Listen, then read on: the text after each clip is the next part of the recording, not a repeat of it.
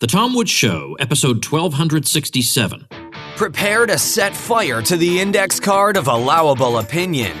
Your daily dose of liberty education starts here. The Tom Woods Show. Folks, my away carry-on is everything I look for in a suitcase. It's lightweight, strong. It's got a really smooth glide through the airport. It's got a built-in combination lock, a compression system for overpackers like me, and a laundry bag to boot. Get $20 off a suitcase when you go to awaytravel.com/woods and use promo code WOODS during checkout. Hi, everybody. Tom Woods here. No doubt you heard a couple of weeks ago about what looks like another Facebook purge of a number of, in some cases, very significant pages that had a political or an ideological bent to them. And we're talking today to Jason Bassler and Matt Savoy, who are the co-founders of the Free Thought Project. Now, they also, Jason also co-founded V is for Voluntary and Police the Police. So I'll let him tell you all about that. But the significant thing here is that we're talking about pages with a very, very substantial reach in terms of the number of likes they had. We'll get into those details. We're talking about likes in the millions. And then just like that, these pages are gone. So obviously there's plenty to talk about here. Let me just jump right in with Jason and Matt. Welcome to both of you. And let's jump right in here. All right, I'd like to have one of you guys start off by telling us about the pages you ran on Facebook. What were they about? What kinds of posts did you put up there? And what kind of membership, what kinds of following are we talking about here? Sure. Yeah, sounds good. Well, my name is Jason Bassler, and we had the Free Thought Project. We started that back in 2013. And I started Police the Police by myself in 2012. And police accountability mostly was the focus for Police the Police, as the name suggests. We're trying to document police misconduct, abuse of authority, police brutality. The Free Thought Project focused on a number of things, mostly government accountability. And that page, before it was ended last week, had 3.1 million fans. Police the Police had 1.9 million fans. Which actually made it the largest police accountability community anywhere on the internet. So we were reaching really great numbers. We were definitely getting information out there to a vast, wide array of people. On a good week, our numbers were up to 50 million people reached. We were bringing in close to 80,000 new fans in just 1 week. So as you can imagine, Tom, that definitely kind of threatened them. And we were sharing information that was counterintuitive, destroying not only government narrative, but the mainstream media narratives. So we were targeted, like many other alternative media organizations. This is going to be a huge turning point for us. We've had to let go of a lot of our employees, which has been difficult for us. There was a point in time where we took a lot of pride in being able to employ writers and activists who were actually trying to hold the government accountable to promote peace and liberty. So, we're shifting our efforts now. They could delete our pages, they could erase our fans, but they can't delete the demand. So, did they give you any kind of a warning? No, but we've certainly dealt with everything with Facebook that you could even imagine. All the arbitrary censorship, been throttled over the years. There's been points where we could only post text on our pages. They took away our ability to post memes or videos or articles.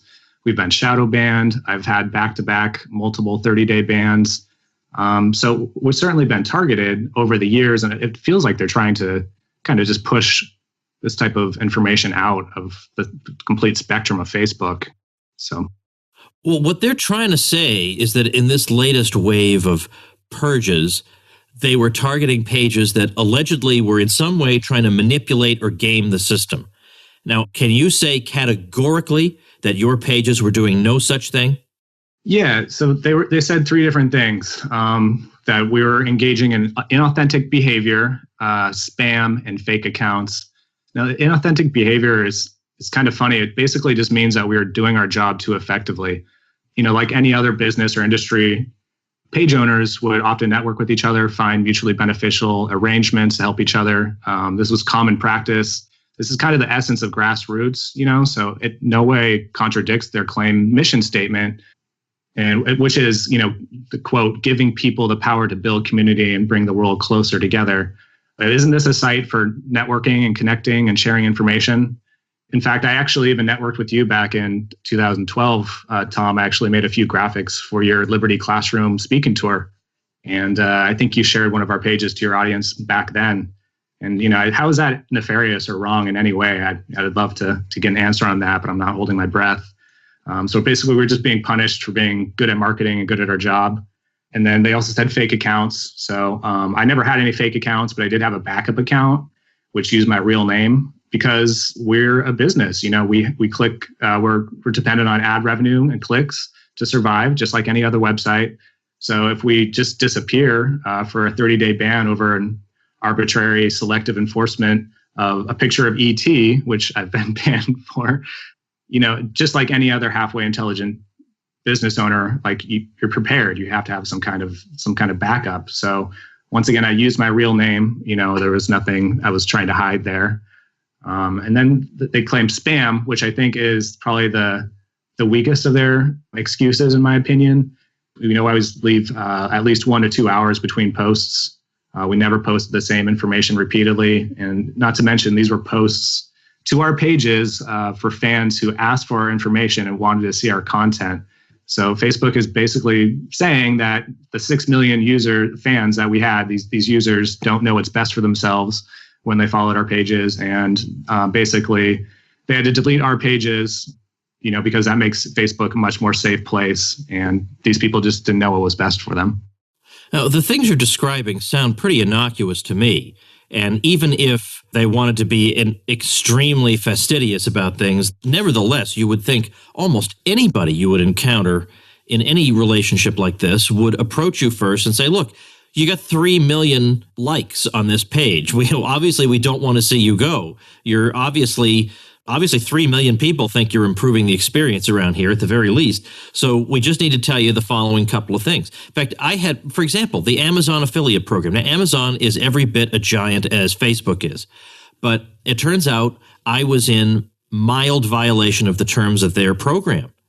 Because you cannot actually say on your website, support my website by clicking here and ordering from Amazon. You're actually not allowed to do that. And so apparently a bunch of us had been doing that, and they said, you have to take that language down. So I did it. They didn't say, we're shutting you down for vague reasons and you can never come back, because what kind of a deranged lunatic would act that way? They told me what was wrong. I complied within 24 hours, not a problem since. Yeah, that doesn't surprise me, Tom. We were thriving in the free market of information exchange in the beginning. With 2012 to 2015, we were doing great. And once they came in and started changing things and kind of trying to sculpt exactly what they want as Facebook users, I guess, are supposed to know. So to me, it seems very, like I said, arbitrary. There's a lot of selective enforcement going on, but I do think there is something actually a little more ominous about this and behind the scenes. And we definitely think that the Atlantic Council has something to do with this. We think that there's some kind of push going on, because not only was this just happening on Facebook, the same day Twitter actually removed quote, suspended our accounts, both for Police the Police and the Free Thought Project. And to top it all off, we actually got a strike on our YouTube channel that same morning. All this happened as well. So, the fact that this is spam or we did something to trigger their algorithms, it doesn't add up, in our opinion. Yeah, it's far too coincidental for this to be cross-platform. And of course, that's what happened with Alex Jones, cross-platform all at the same time. And then the response in at least a chunk of the libertarian world was, Alex Jones is a goofball, so I'm not interested in what's going on. Whereas the rest of us thought, oh, wait a minute, something's cooking here, because they'll start with Alex Jones precisely because they know people will respond that way. And then they'll go to the next tier, and then they'll go to the next tier until it's something that matters to you. But by that point, you're sort of compromised because you didn't really care about it happening to anybody else. Matt, let's bring you into this conversation. What's your role with these pages? And what do you say to the argument that, after all, these are private companies, and so we have to let them do what they want to do? So that's what makes Jason and I's partnership so effective, is that he handled the social media side and I handled the website and the content that we would put out. And So like, as Jason said, we found a niche in the market in 2013, and we just blew up right onto the scene. And I mean, it was unprecedented. I've never seen anything like it. The growth that we experienced was amazing. Because of that void in the information market, the Free Thought Project just went from 300,000 fans on there in 1 year to where we were, 3 million. And the funny thing about it is that the censorship, the soft censorship and all the shadow bans, like Jason explained, they weren't visible to us, but they were visible like on the back end in our analytics. So you could see where we'd have 300,000 fans, and we'd put out a post, and that post would reach 40,000 people. Like, we would get 40,000 clicks on that one link, and that was with 300,000 fans. And then fast forward to 2017, and we put out a similar post, an even better, well-written, more researched post, because we had more employees and more talent on the Free Thought Project, and that would get way less. It would get 90% less interaction. So we kind of saw this coming. There was a lot of signs along the way. This started in 2016, where this group called Proper Not put out a list of websites they deemed untrustworthy. Shortly after, like a few days after they put that out, the Washington Post actually ran a story on it and slandered, the dozens and dozens of different alternative media sites, and as well as, I think there was a few mainstream media sites on there too. So Proper Not added a few fake news sites that were literally fake news, like this Censorship and Your Newswire, who they literally make up lies about interviews with different people and put them out there, who coincidentally still have their Facebook pages, right? So starting with that Proper Not list, we kind of blew it off because it wasn't, like they couldn't do anything with us. It was lies. We kind of tried to send them cease and desist, but they never responded. But that was like the beginning. And then more and more things started to happen. In 2017, documents were leaked from within Media Matters of David Brock, right? The founder of David Brock. And these documents were pretty ominous. We predicted that this was going to be used to crack down on us, and sure enough, it did. So these documents that he sent out to like the high level officials within Media Matters, he's quoted as, over the next 4 years, Media Matters will focus on achieving the following outcomes: serial misinformers and right-wing propagandists inhabiting everything from social media to the highest levels of government will be exposed. And then they went further to note that how they were going to use Facebook, Google, and Twitter to crack down on what they considered right-wing propagandists. And he says, internet and social media platforms like Google and Facebook will no longer uncritically and without consequence host and enrich fake news sites and propagandists.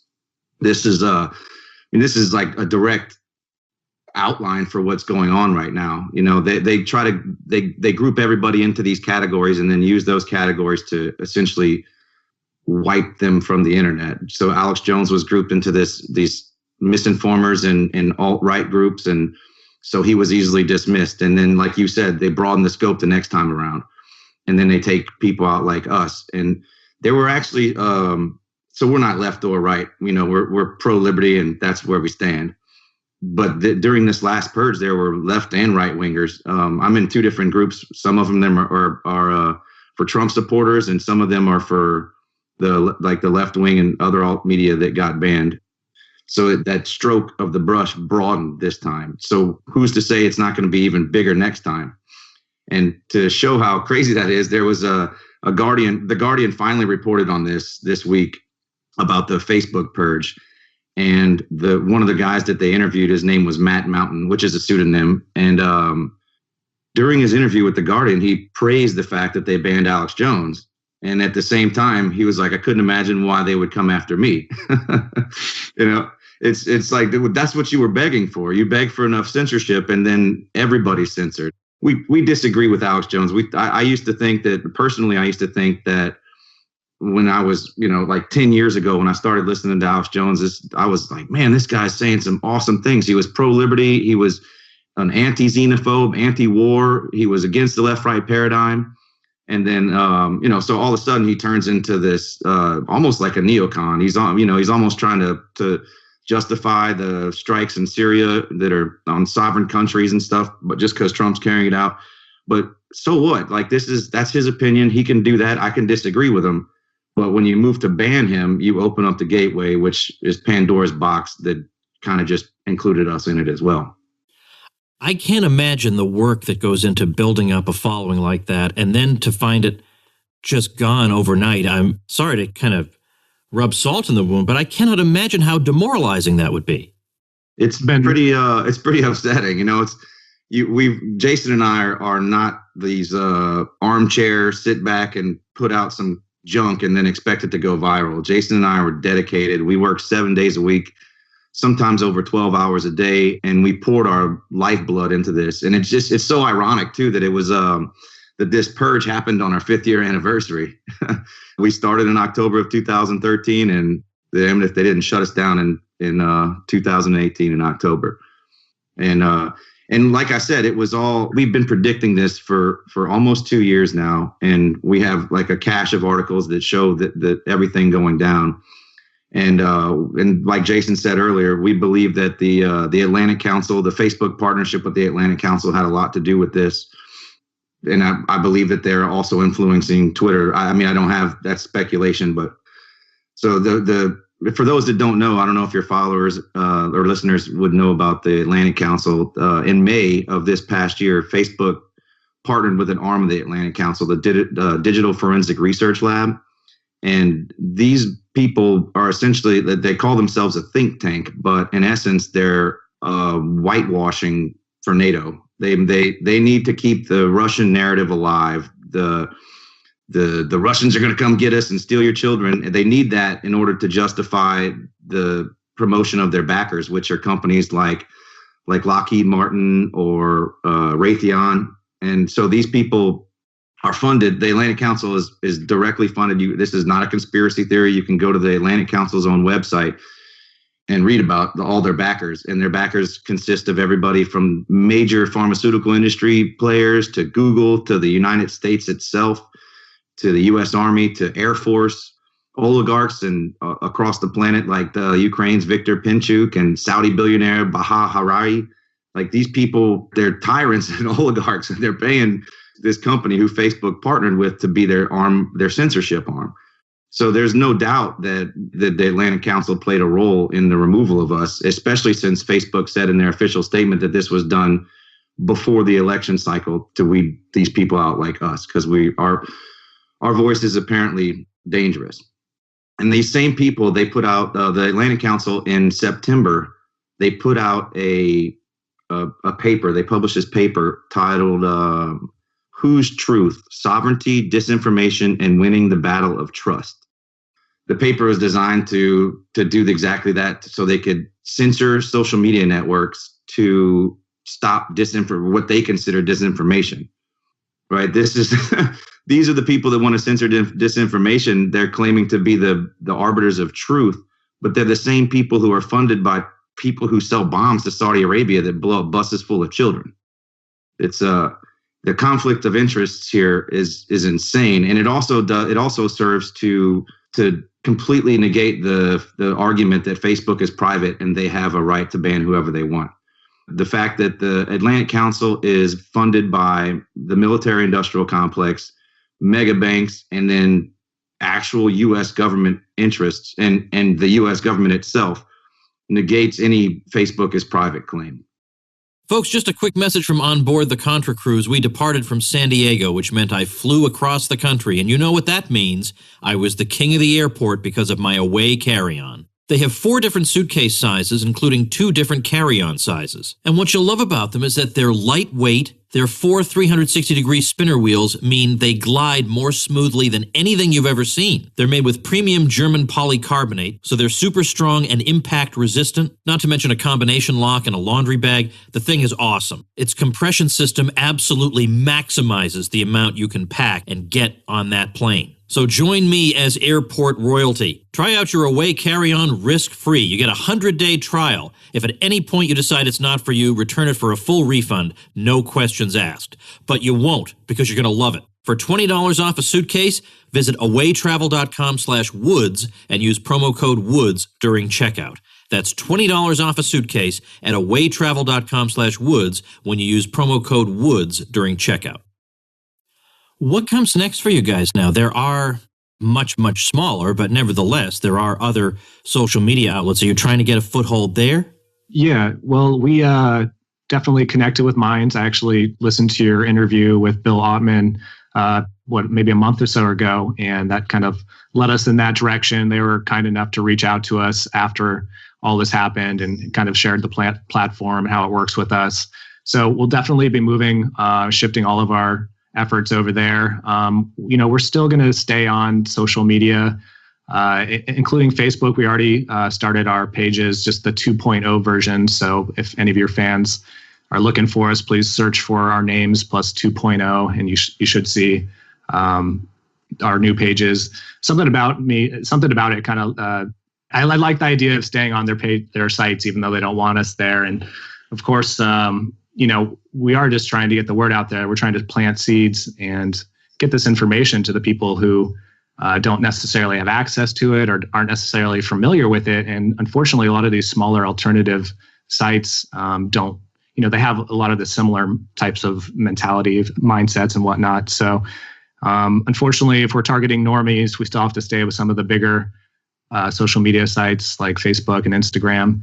But I would say, if anything, Tom, this kind of backfired on them. We've reached way more people. We've done way more interviews. We're getting our own names out there. We're getting connected with all types of people who are influential. And so in many ways, just like all censorship, this is kind of backfiring. And so this is a win in many ways. I mean, it hurts us, but at least some of these smaller but still influential, like RT news outlets, will have the chance to cover us, and they have been covering us. So can't thank them enough for that support. It's crazier all the time. Now Twitter can't decide if maybe it wants to ban the NPC meme, which is about as harmless a thing as you could possibly ask for. I mean, one group is just saying that another group seems to repeat a lot of the same ideas over and over again. Look, a lot worse than that was said about me when I was in school, right? A lot worse. And it never occurred to me that those people should somehow be disappeared from society, for heaven's sake. So it really is nuts. And I wonder if, as Michael Malice suggested in a conversation we had on this show not too long ago, if maybe where we're headed really is, contrary to what some of us may prefer, kind of an ideologically segregated kind of social media, so as to keep peace, that maybe it's not possible for everybody to be together because there's so much crazy fighting and irrationalism, and then you have overzealous referees who are already, they've got a foot on the scale anyway. They already have their sympathies. And then people get banned and get frustrated. Maybe we just decide maybe this is a bad idea. What do you think about that?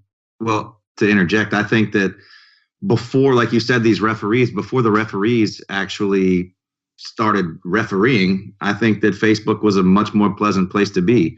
And then when the referees decided, like, this is who gets to see what, this is who gets to see this, and they started tailoring information for people that they thought that they wanted to see, instead of just letting people like pages that they liked. They would just show right-wing information. They actually, to right-wingers, and left-wing information to left-wingers. It was almost like a deliberate divide and conquer. And you can see that there's definitely a bias when it comes to the information that's allowed on these platforms. And before the page got taken down for my Mad Agorist Facebook page, a guy sent me 2 screenshots that he took from one of these Antifa pages. And he reported a picture on a meme that the Antifa page had uploaded that had a picture of a guillotine on it, and it said, "Kill all capitalists." Now, this is a direct call for the death of hundreds of millions of people in this country, right? Because we're a capitalist society. One would think that we don't call for any information to be banned, right? But this information is a threat of causing harm and doing violence, which is a complete violation of the non-aggression principle. So anyway, this guy reported that to Facebook. Facebook responds back to him by saying that this image does not violate their terms and conditions. Meanwhile, Jason Bassler posts a picture of E.T. E.T. It's a picture of E.T. and he gets a ban for 30 days and that picture is removed. So I believe that the referees are the ones causing this problem. And I mean, I would hate to see the social media networks just become this big, massive segregation, like Facebook for the right, Facebook for the left, or anything. I think that the problem is because of the censorship that's leading to this divide. I see an opportunity for other companies, other social media companies, to rise up in this time. And like there wasn't before a market demand for an alternative social media network, but now I think that the demand is going to rise so much that others will burst onto the scene. In fact, we've actually interviewed with a couple of these people who want us to come to their platforms and promote them. But it would suck to see people all get trapped in their own little information circles and never come across information that might challenge their paradigm, because that would lead to just a pretty terrible place, in my opinion. Yeah, I agree. I mean, I would like to see things go the way you want to see them go. And I think of myself as being like you guys, as even though I know that libertarians obviously are going to enjoy my material the most, I'm not writing off the rest of society. I'd like anybody to give my show a try, and I think I might get them to think in interesting ways about a variety of topics. And one of the nice things about YouTube for me has been it's a way for people organically to discover new content creators, because you've got in the right-hand column all these recommended videos. So they watch some video, and then I'm one of the recommended videos. And so they start watching me, and then they look around for me, and my website's in the corner, and they go visit. And I have no control over that. I'm not actively marketing over there. It's just happening for free organically. And I would hate to see that. And I'm sure that also happens on the other social media platforms. And I would very much hate to see that shut down. But to both of you, first of all, tell me, you have a website for any of these pages? Were they associated with a website? Yes, they were. It's the freethoughtproject.com, which was at one point the 212th largest website in the country. Wow. Which was it happened about a year after we started, maybe a little less than that, right, Jason? Yeah, that was when Facebook was still organic. There wasn't as much throttling and censorship, which, at one point it was a beautiful place, kind of like what you're mentioning, Tom, and who knows how long you're going to be on YouTube. You could be next on the chopping block. But at one point, Facebook was great for getting information out there, networking, specifically in this niche in libertarian circles. But yeah, all that's gone now, and not to mention Police the Police. That was the largest community police accountability anywhere on the internet. So that conversation that was going on there is now officially muted and eradicated. We all know about the problem with pages. Now, when you have over 3 million likes, well, you're going to reach a lot of people regardless. But with me, I've stagnated at about 80,000 for probably 3 years now, because I just haven't put that much energy into building up the following. And then, as you know, in the past couple of years, the reach of pages has plummeted through obviously a deliberate effort. So now it's just demoralizing. I barely post on my main page. I do want to get back to it because even if I do advertise on Facebook, I feel like, well, at least I've got a targeted group I'm advertising to. I know these are people who have opted in to hear from me, so it's valuable for me as a marketer. But if I just post an organic post with no boosting, it's shown to about 5% of my followers. And the excuse they have is, well, people really want to hear from friends and family when they're on Facebook. Well, you know what? Speak for yourself. Ask them what they'd like to hear from. If they clicked like on my page, maybe they want to hear from me. Exactly. Yeah, we spent money on boosting posts. We spent money on getting some likes. I mean, very small amount, I would say, very, very small percentage. But we kind of wanted to test it and see how it worked. And, were we going to get a refund back on that now that our pages have been completely decimated? I mean, I doubt it. So, I mean, this in many ways, regardless of it being a private company, it's completely un-American. We were an American company founded by Americans, sharing American news on an American platform. And, we were hard workers. We worked from scratch to build this, so in many ways, let's just hope this backfires on Facebook. I mean, it looks like their stocks are already plummeting. We know users are abandoning ship left and right. So I wouldn't be surprised if it turns into the next MySpace here in the next few years. Well, I was just reading an article last week about a move to try to oust Zuckerberg, but they try this every now and again. And the trouble is his ownership share is so great, he can pretty much fend off any attack. But nevertheless, that doesn't mean it's worthless to try, because it does make clear that there is some unhappiness at the way he's handled a number of these scandals. I mean, the past year and a half has been pretty wretched for Facebook's PR in just example after example. So, all right, I want to see you guys succeed no matter what platform you're on. And I want to live in a just world where you get everybody back and then some. So I'm going to link to every place you are. You send me all the links and I'll put them up at tomwoods.com/1267. And if you're listening to this, these guys put in so much work over so much time. And if you can just take a minute out of your day to help them out by checking it out, liking, following, whatever you can do, spreading the word, you got to start somewhere when you're faced with a situation like this. So I'll leave it to each of you to say a final word. Okay. Thank you. I really appreciate all the kind words and you putting out our links, Tom. It's awesome, man. The support we've gotten from everybody in the last week has just been unprecedented, and I'm not going to say humbling because it's awesome. I'm not humbled that people are supporting us, but I've been an entrepreneur for the last 20 years, and I've had businesses that failed because I messed up, and I've had businesses that failed because the market was different. This is the first time I can ever say that we were actually being successful and our business was shut down.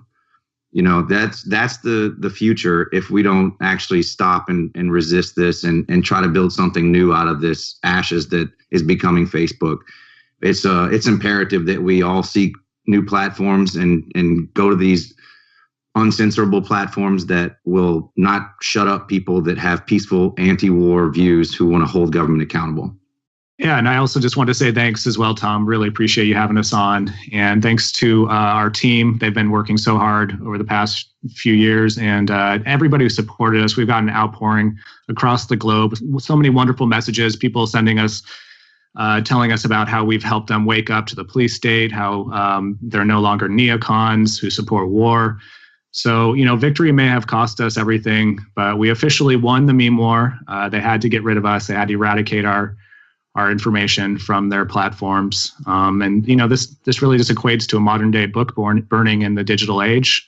You know, these big tech companies appointed themselves as political arbiters, you know, so it's up to us to create, you know, all anarchists, they don't destroy, they create if we want to see change. So that's what we're planning on doing, and we won't stop.